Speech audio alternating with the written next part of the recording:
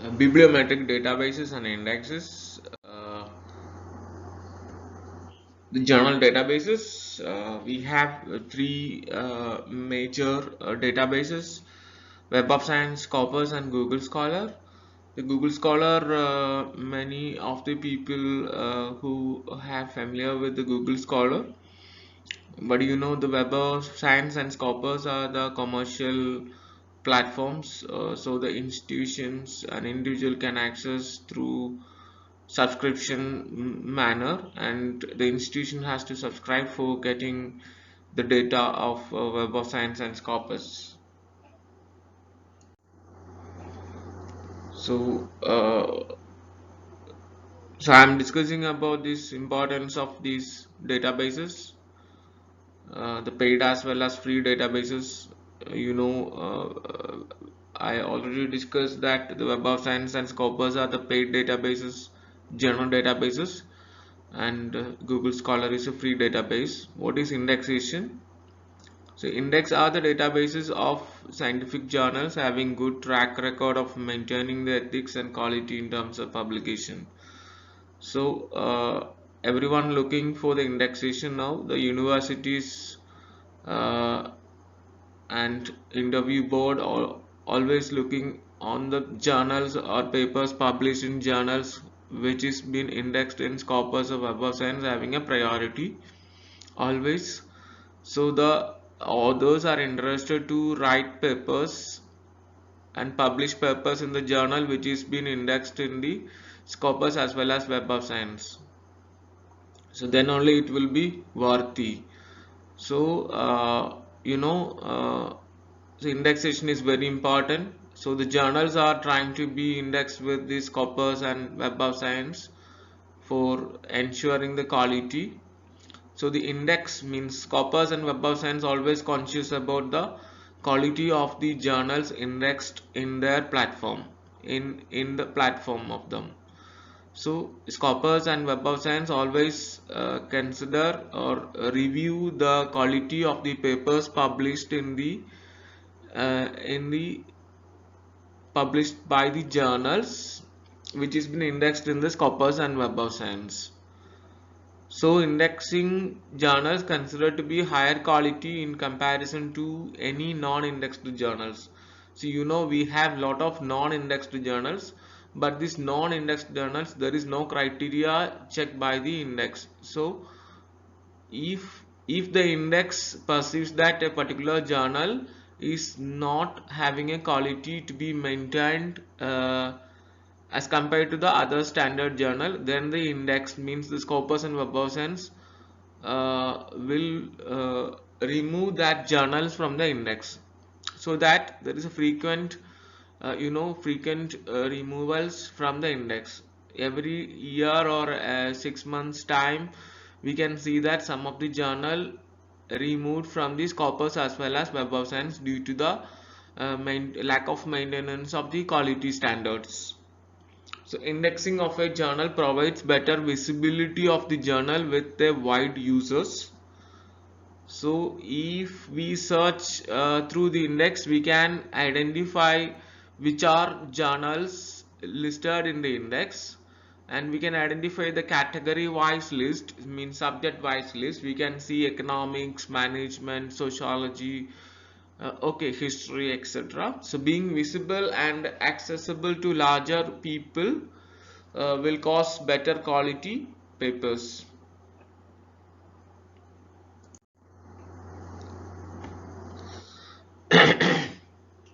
Importance of bibliometric databases.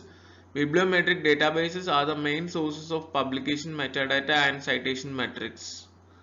So Web of Science, Google Scholar and Scopus are the three bibliometric databases generally accepted as the most comprehensive data sources for various purposes.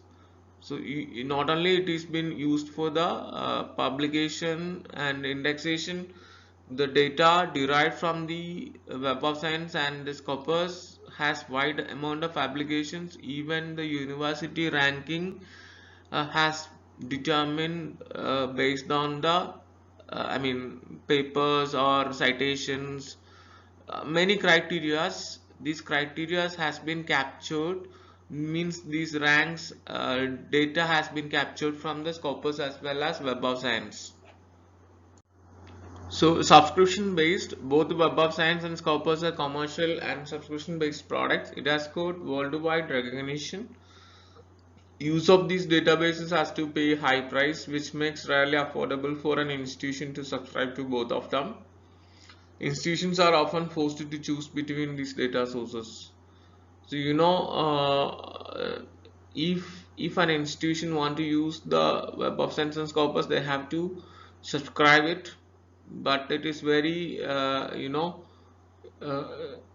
it is very costly to subscribe both databases at the same time. So we can see institutions subscribe sometimes Web of Science and sometimes Scopus. Some of the institutions subscribe some of the indexes of the Web of Science only. So that's a status right now. Sources of information. Bibliometric databases are the main data providers for major global universities ranking process. It provides details such as which university has more number of papers in a particular discipline. We can identify the university-wise work of university-wise work of on the various topics. So for example, if we are working with a topic and we can identify which university has more number of work based on the topic, which publisher, either Elsevier or Taylor and Francis or Springer, has more papers in the particular discipline. So we can identify whether the publisher, there are major publishers, Elsevier, Springer, Sage, Taylor and Francis, Emerald. These are the popular publishers in the world. So we can identify which of these publishers have more number of work on the topic, which has been published in the published by the journal, which has been indexed in the Scopus as well as Web of Science. So users of databases, it has daily users such as librarians. They use these platforms. Students, graduate and postgraduate and MPhil, PhD students, they using these databases for related works and reviews, and lecturers for publication of preparing papers, and researchers who can exploit the databases for academic purposes. Now these data sources provide detailed information of publications, citation data, bibliometric indicators, journals, authors, institutions, along with their analysis tools. So bibliometric analysis based papers is the you can identify there is a new stream which has evolved over a period of time, that is bibliometric papers. It's going along with the conceptual and review papers, and the data has been captured from the these indexes, and there are softwares will be used for the analysis of the data collected from the databases, and various insights can be derived after the analysis. And after that, there will be a paper will be written by the authors. That paper is known as bibliometric papers, sometimes citation analysis paper, co-occurrence analysis. So various insights we will get through after the bibliometric paper. So now we can see that many of the publishers, means Elsevier, Springer, Sage, and these publishers giving more importance to these papers. These indices provides very vital information. Databases are used to search for the most relevant literature and select journals for publishing or subscribing. So possible to track personal career of a particular author.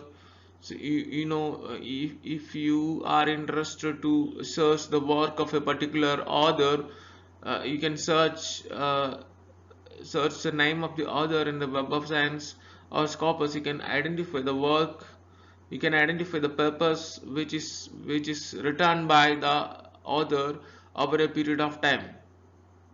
Okay, so you can identify the collaboration or funding opportunities. You can identify which funding institutions are funding in a particular work, or what is a trend of funding by the universities and funding institutions right now.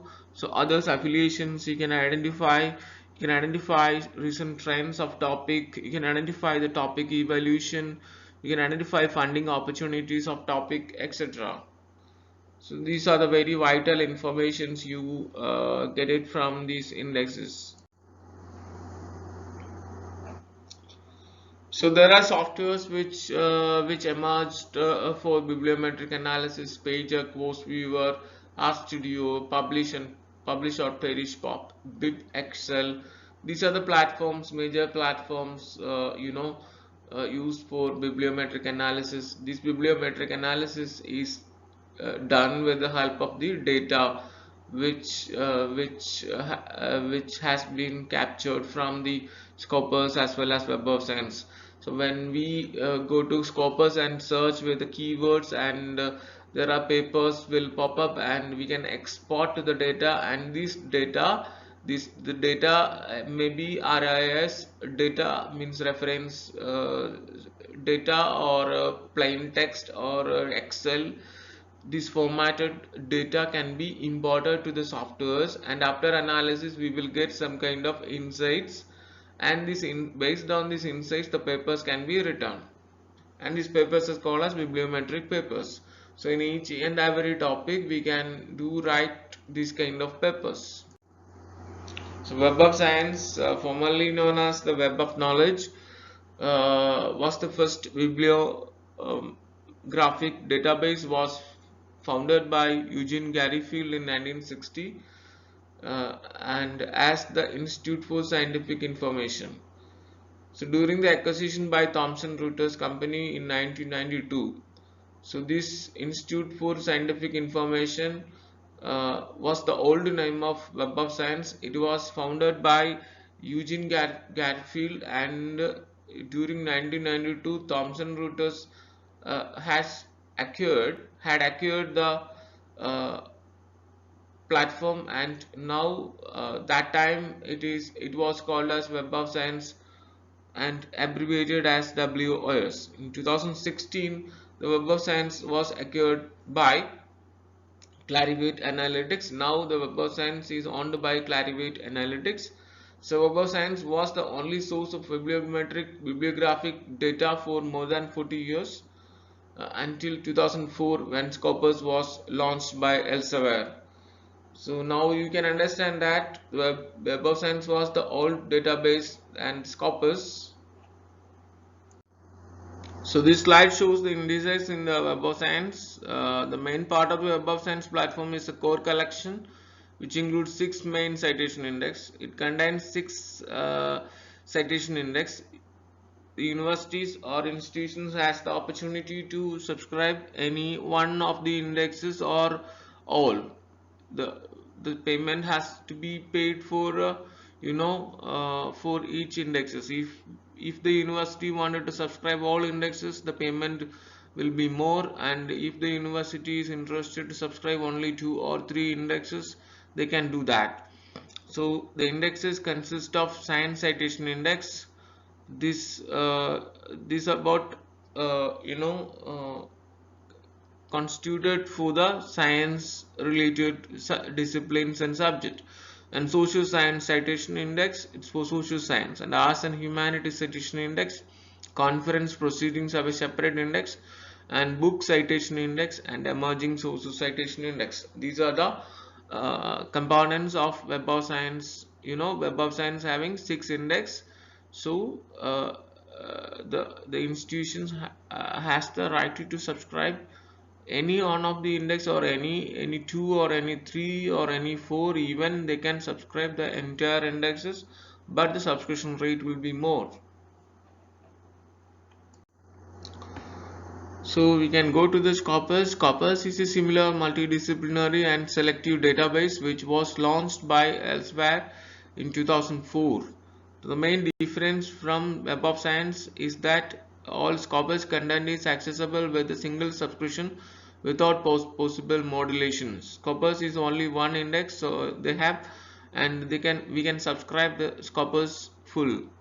So over the years, Scopus has earned its equal place as a comprehensive bibliographic data source, and it has proven itself to be reliable and in some aspects even better than Web of Science. You know, Scopus seems like an ocean of journals. We can find many journals listed in Scopus as compared to Web of Science. So Web of Science, you know, the listing, Web of Science is a very difficult task. So Scopus, you know, it is, we cannot say that it is simple, but the Scopus, the number of journals are more.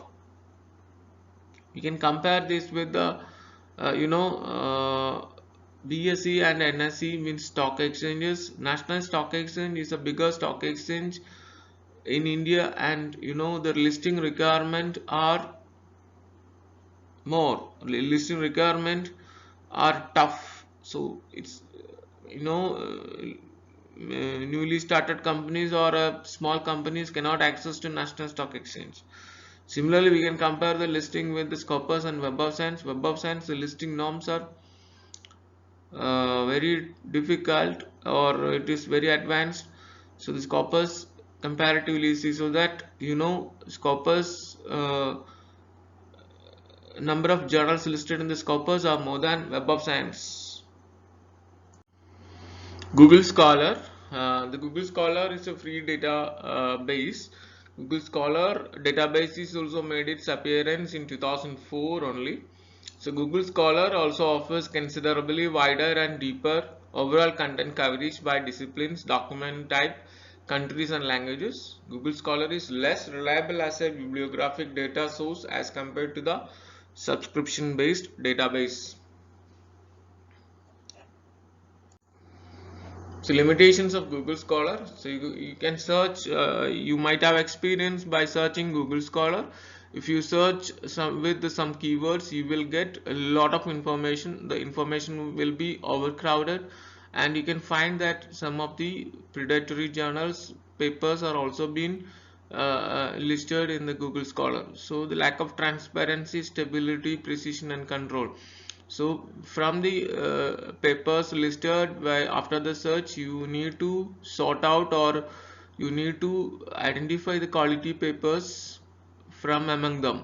So that is a very difficult task. So if you search similarly, if you search in Web of Science and Scopus, this problem do not arise, because all the quality journals were listed in the Scopus and Web of Science. So unavailability of its data export in Google Scholar, you cannot export the data, and the data will be imported to the softwares. This facility is not available with the Google Scholar. By simple experiment, it also shown as Google Scholar can be easily manipulated using falsified data. So Google Scholar is not accurate as much as compared to the paid platforms such as Scopus and Web of Science. So coverage of research in the indexes, the fact that Scopus provides wider overall coverage as compared to Web of Science. You know, I already explained that Scopus contains a number of journals more than the Web of Science. So Scopus is like an ocean. This content indexed in Web of Science and Scopus was also shown to be highly overlapping. So you can find that the same journal listed in both Scopus and Web of Science. So the details or data will be remains the same, and Scopus is like an ocean, and Scopus indexing is a greater number of unique sources not covered by Web of Science. The extent of content overlap between Web of Science and Scopus was determined to be varying greatly across disciplines. So coverage of citation data. The coverage of citation data is extremely important for the analysis focused on quality and impact. For example, if you search some work which was written in 1987, but you will not get that data from the Scopus, because Scopus, you know, it was started 2004, but Web of Science you will get data from 1988 onwards. So the paper published before you will not get, you know. So I think you may get the data from Google Scholar, that that for that case. But you know, so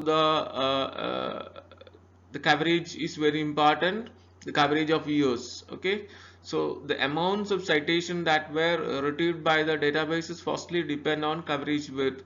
So citation counts from the year to year is possible. So if you want, you know, the data, if you search with keywords, you know, you will get the data from 1988 to 2021, and if you do not want the data from 1988 to 2000, you can just simply exclude that year's data, and you can include the 2010 to 2021 11 years data.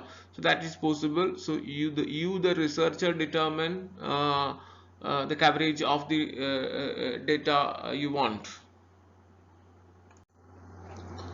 So there are journal prestige indicators, you know, within the Web of Science and Scopus there are indices, inside indices, the prestige indicators. So you can find H indexes of the authors and all from these indices. That is very useful for the further researchers of the person. So citation counts, time frame covered citations in Scopus is shorter than the Web of Science. Uh, that's a fact. Scopus was shown to provide higher citation counts than the Web of Science. So you know, citation, you know, the Scopus is a database which contain more number of journals and Web of Science. So of course Scopus was shown to provide higher citation counts than Web of Science. Several studies have reported lower citation counts in Scopus when compared to Web of Science. Conclusion: during the last decade, there was a significant growth available bibliographic data sources and metrics. Web of Science, Scopus databases still remain the most comprehensive source of publication metadata. So therefore, they serve as the major tools for variety of tasks, from journal and literature selection or personal career tracking to large-scale bibliometric analysis and research evaluation practices in all possible levels. However, because both databases are subscription-based and expensive data sources, institutions often have to choose between them. Thank you.